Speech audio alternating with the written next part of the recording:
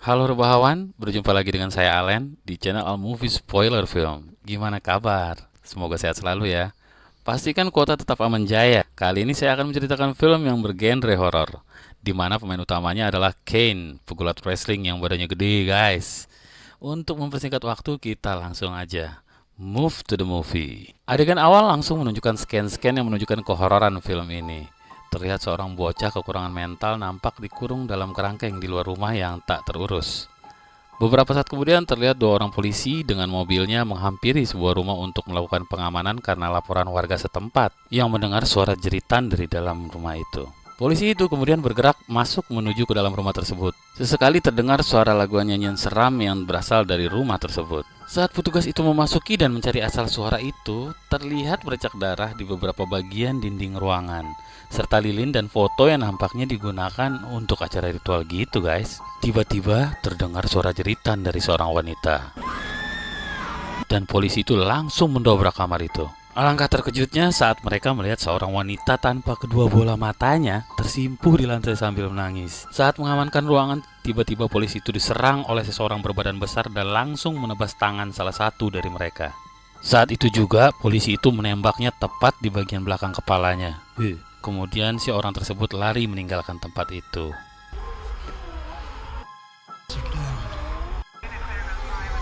Seperti film-film pada umumnya, bala bantuan pun tiba ke tempat kejadian perkara untuk investigasi maupun meliput berita.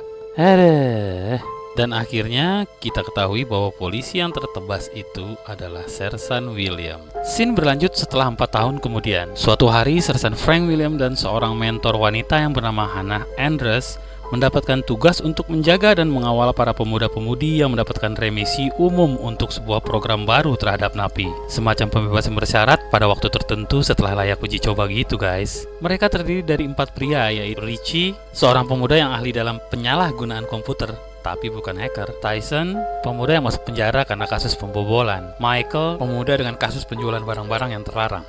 Dan Russell, dia adalah seorang penadah pencurian properti. Serta 4 orang wanita yang bernama Melissa, Christine, Zoe, dan Kira. Mereka dibawa dengan sebuah bus mobil tahanan menuju ke sebuah hotel yang usang guna mendapatkan tahapan pendisiplinan dan pengurangan masa tahanan. Hampir saja ujian itu gagal ketika saat perjalanan di dalam mobil terjadi perkelahian antara Tyson dan Michael yang dileraikan oleh Sersan William. Setibanya di depan hotel yang bernama Blackwell, nampak seorang wanita tua yang sudah siap menyambut kedatangan mereka. Dan kini kita ketahui bahwa wanita inilah yang mempunyai kerjasama dengan William atas program kerja napi yang berjalan saat ini. Wanita itu bernama Margaret. Margaret pun memperkenalkan dirinya kepada mereka dan menjelaskan bahwa dirinya adalah orang yang dilibatkan untuk merenovasi bangunan hotel yang saat ini digunakan Margaret sebagai penampungan tunawisma. Hannah Andrews pun menjelaskan selama 3 hari mereka bekerja di sini, maka otomatis akan mengurangi 1 bulan masa tahanan mereka. Sersan William pun mempertegas agar mereka tidak membantah segala perintah Nyonya Margaret. Margaret pun telah menyiapkan lantai 2 sebagai ruangan penginapan bagi tetamunya. Ada rumor, bukan butiran debu ya guys, bahwa di hotel ini memiliki sebuah jalan rahasia dan cermin 2 arah. Berhubung hotel ini dibuat untuk sekedar hobi, maka hotel tak pernah diperbaiki. Setelah itu bersih-bersih pun segera dimulai. Christine dan Kira yang sedang santai setelah beberes di dalam kamarnya, dikejutkan dengan kehadiran Sersan William yang ternyata meminta sebatang rokok miliknya yang diberikan Zoe. Saat Michael sedang membersihkan toilet, nampak seseorang tengah mengintip di sela-sela dinding yang berlubang di tempat itu. Di waktu yang sama di tempat lain, Tyson sedang membersihkan ruangan nampak dipengaruhi oleh Richie yang mengatakan bahwa di hotel ini terdapat sebuah brankas berharga pada salah satu ruangan. Tyson sempat menolak ajaran Richie. Akan tetapi Richie mengatakan bahwa mencari brankas di tempat ini adalah sebuah peluang terbaik untuk mengatasi situasi saat ini. Akhirnya Tyson pun menyetujuinya. Christine dikejutkan dengan kehadiran Sersan William pada saat dirinya sedang membersihkan perkakas. Saat berbincang-bincang, Christine memberikan informasi bahwa Kira dan Michael adalah satu komplotan ketika di luar penjara. Mendengar itu pun, William segera beranjak dan berjanji akan segera mengatasinya. Di area atrium, di saat sedang beristirahat, setelah melakukan pekerjaan, Michael merampas minuman kaleng Richie dan melemparkan kaleng bekas minumannya pada seekor anjing saat Melissa memberinya makan. Sontak perbuatannya itu mendapat respek yang buruk bagi teman-teman yang di sekitarnya. Sebagai rasa permintaan maafnya, Michael menawarkan Melissa untuk merayakan pesta kecil dengan drugs alias cimeng yang dititipkannya kepada Russell. Kira yang melihat itu pun mengapresiasikannya dengan bergerak menuju Michael dan Russell. Melissa pun turut bersedia.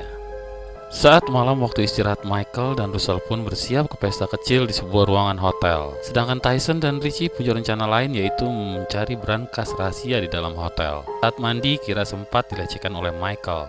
Beruntung saat itu suara perkelahian mereka didengar oleh Christine yang langsung merabraknya, sehingga kejadian itu pun terhenti.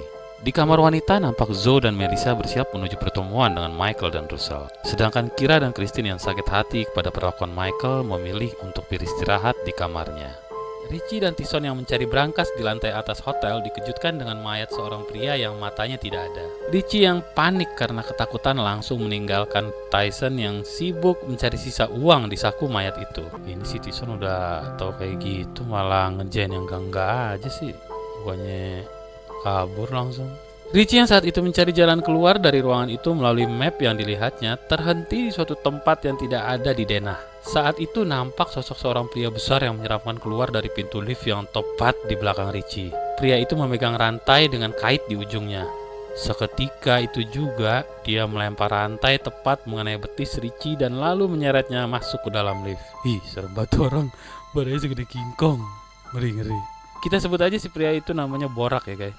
Tyson yang melihat peristiwa itu pun nampak ketakutan dan tidak dapat berbuat banyak. Di waktu yang sama, Margaret menghampiri Sersan William dan Hannah yang sedang berbincang-bincang. Margaret memberikan informasi bahwa ada seseorang menggunakan lift memastikan bahwa para peserta mungkin meninggalkan ruangan. Lalu Hannah pun langsung beranjak untuk memeriksa lantai 2. Saat menuju ke atas, lift pun tiba-tiba terus melaju hingga berhenti di lantai 8. Tiba-tiba si Borak mencekik Hannah dan membenturkan kepalanya ke atas dinding lift hingga membuat Hannah pun mati seketika. Dengan bengis, si Borak pun mencongkel bola mata Hannah untuk koleksinya yang dimasukkan ke dalam toples cupang.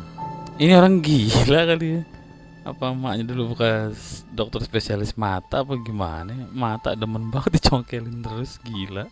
Di waktu yang bersamaan, Melissa, Michael, dan Russell sedang pergi menuju ke lantai atas untuk pesta kecil-kecilan. Sementara Kira yang berada di dalam kamar bersama Christine ingin mencoba keluar hotel untuk menenangkan pikiran. Christine memberikan petunjuk kepada Kira jika ia ingin keluar, dirinya bisa lompat melalui jendela dapur dan mencari celah melalui ruangan atrium di mana para anjing liar keluar masuk ke dalam hotel. Mendengar itu pun Kira langsung beranjak menuju dapur yang ditemani Christine untuk berjaga jika Pak William dan Bu Hannah sesekali melakukan sweeping malam. Christine kembali ke dalam dapur karena suara Kira yang sempat terjatuh saat memanjat ke jendela. Tapi ia pun kembali keluar untuk berjaga. Kebisikan itu sempat didengar oleh William dan Margaret yang langsung menghampiri asal suara itu.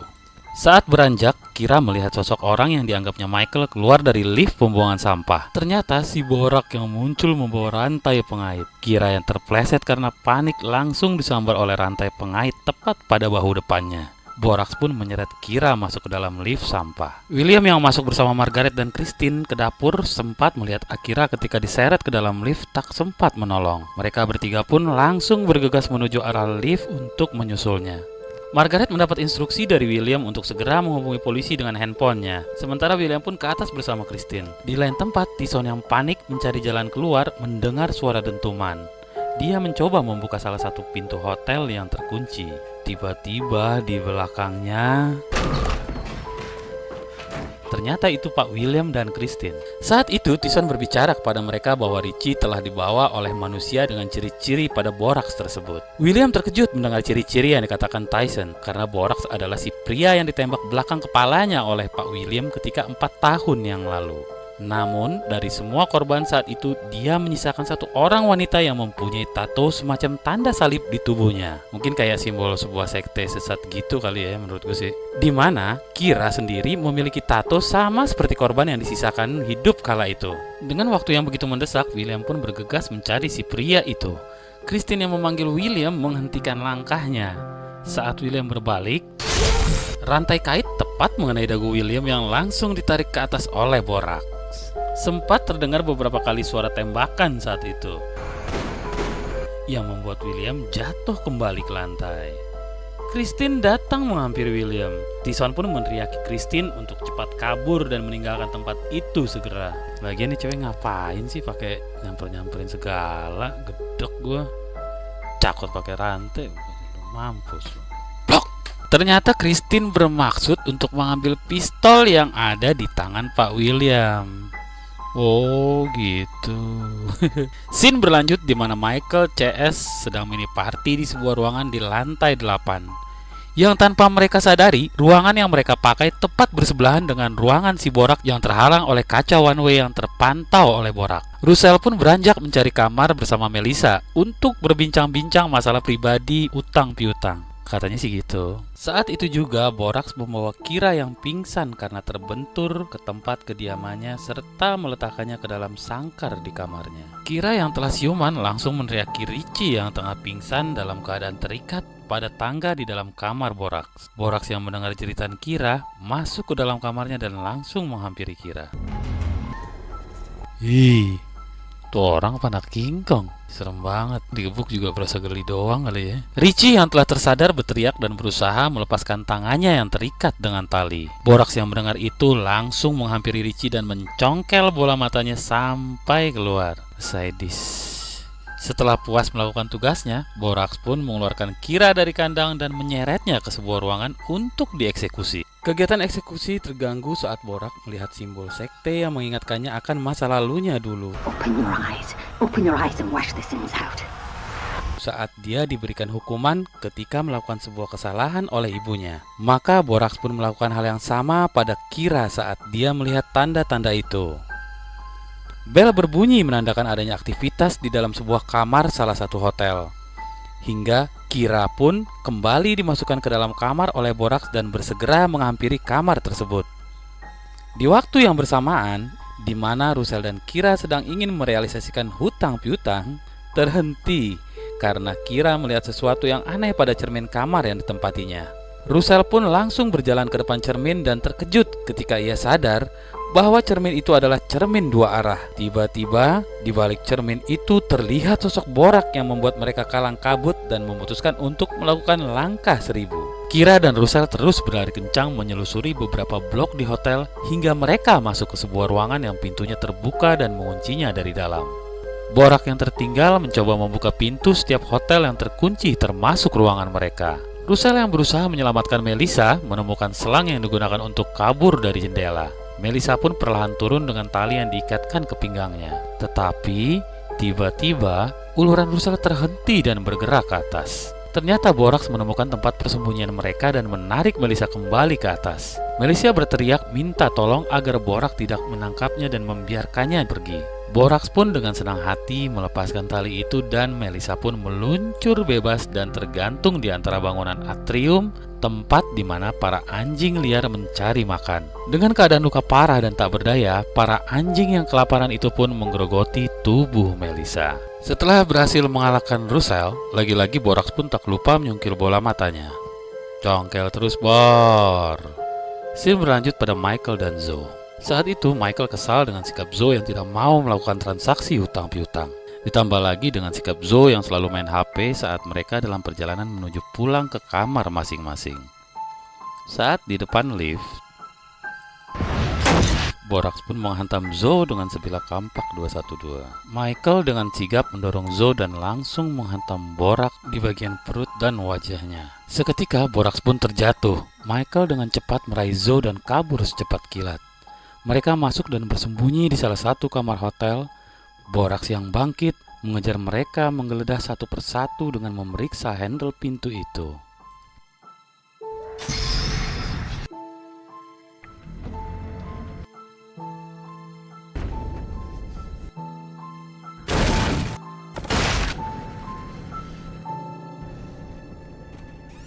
Saat Borax tidak berhasil dalam penggeledahannya, di luar kamar hotel, Borax teringat satu tempat yang belum dicarinya hingga dia memutuskan untuk kembali ke sebuah kamar. Saat Borax membuka salah satu lemari, Dia menemukan Zo dan menyeret serta menyandarkannya ke dinding lemari. Lalu memasukkan ponsel yang didapatnya ke dalam tenggorokan hingga Zo pun akhirnya menghembuskan napas terakhirnya. Tuh apa pakai segala bunyi lagi. Aja. Michael yang lari dari tempat persembunyinya hampir saja menjadi sasaran timah panas yang dilesakkan Christine saat itu, yang menduga dirinya adalah si Borax. Di tengah perjalanan menuju lift, Tyson melihat seutas kawat yang menghalangi jalan, di mana jika kawat itu tersentuh, maka bel di kamar Borax akan berbunyi yang menandakan adanya aktivitas di salah satu bagian hotel. Tiba-tiba terdengar suara langkah Borax yang berada di lantai atas menuju lift. Melihat itu pun Michael dan kawan-kawan bersiap untuk menyerang dan menunggu Borax saat keluar dari lift. Saat lift terbuka, tiba-tiba Borax melakukan serangan dari sisi lain salah satu kamar. Perkelahian pun terjadi. Michael sebagai salah satu pentolan sempat melakukan duel dengan Borax. Namun Michael yang kalah tenaga dan postur tubuh dilempar oleh Borax yang mirip adegan Smackdown yang membuatnya tak berdaya seketika. Tyson dan Christine yang melihat itu kabur melalui lift untuk bersembunyi. Borax pun melayangkan kampaknya yang membuat lift rusak seketika. Lalu dia membelah dinding lift untuk masuk ke dalam. Tyson dan Christine yang berada di dalam lift sangat ketakutan. Di dalam kepanikannya, Tyson mencari celah dengan membuka atap lift. Dia bergerak naik ke atas lalu menarik tangan Christine untuk membantunya. Seketika, Borax yang berhasil masuk langsung melayangkan kampaknya yang nyaris mengenai kaki Christine. Saat Borax hendak naik ke atas, Tyson pun menyengat tangan Borax dengan stun gun yang membuat terjatuh saat itu. Tyson dan Christine memanfaatkan momen itu untuk mencari jalan keluar menuju ke atas dengan memanjat tangga yang berada pada atap lift.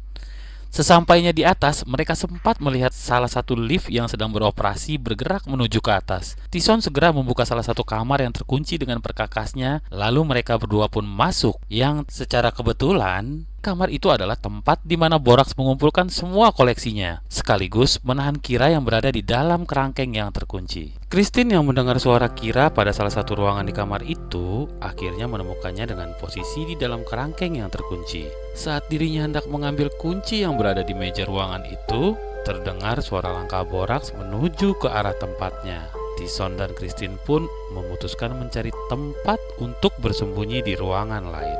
Borax masuk ke ruangan memastikan bahwa Kira tetap aman terkendali di dalam kandang. Saat Borax hendak membuka kunci kandang, tiba-tiba ia mendengar suara toples cupangnya sedang dipecahkan oleh orang yang tak bertanggung jawab di kamar sebelah.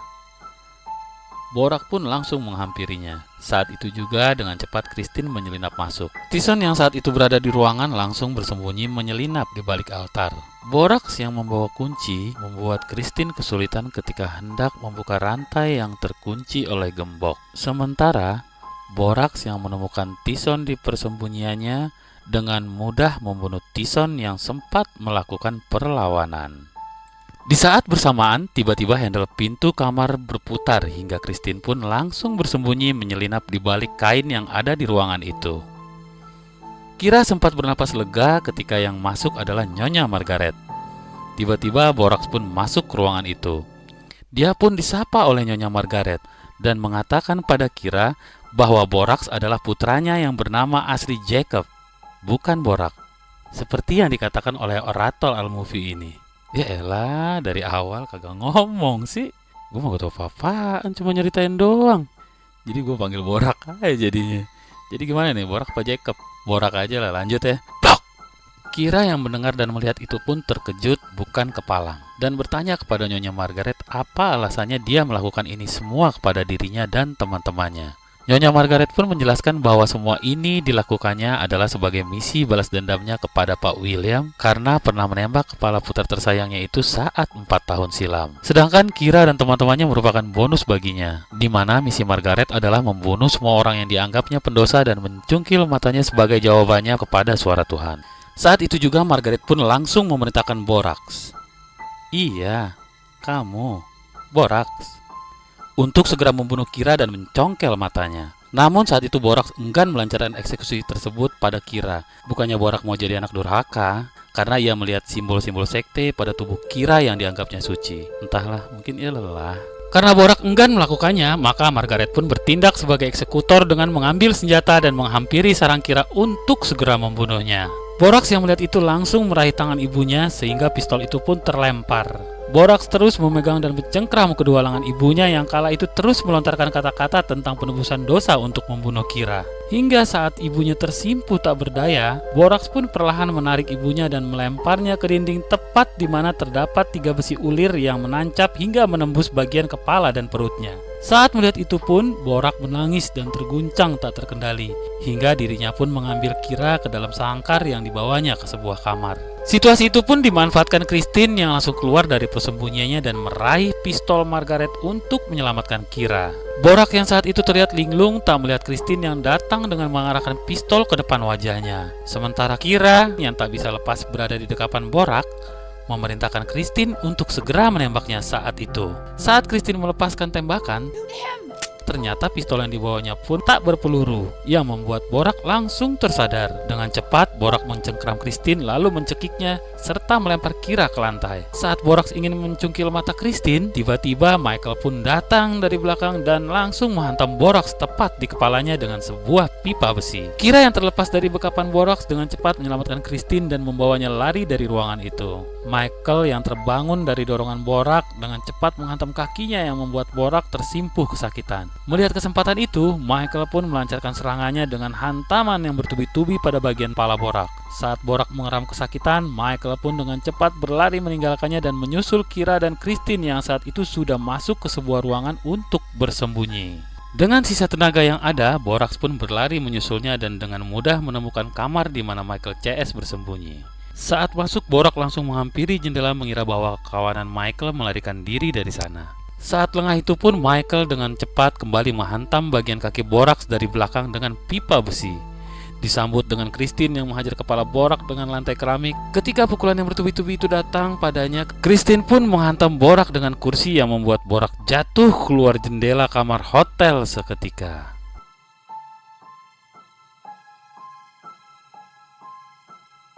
Ketika Christine ingin melihat keluar jendela, tiba-tiba Borax memegang tangan Christine dengan kuat. Michael yang melihat itu langsung menghantamnya dengan pipa besi berkali-kali. Christine yang hampir terseret terselamatkan oleh Kira yang dengan cepat menariknya ke belakang hingga pada akhirnya tangan Christine pun terlepas karena hantaman Michael tangan Borax. Saat itu juga Christine merebut pipa yang dipegang oleh Michael dan menusuk mata Borax hingga Borax pun terjatuh dengan pipa di matanya. Borax pun sempat tersangkut di antara atap yang berapiskan kaca dan rangka besi yang turut menghujamnya saat jatuh ke bawah tanah. Seketika itu juga Borax pun tergeletak tak berdaya mengeluarkan darah di sekujur tubuh dan mulutnya. Adegan selanjutnya nampak Michael, Kira dan Christine pergi meninggalkan hotel dan film pun berakhir.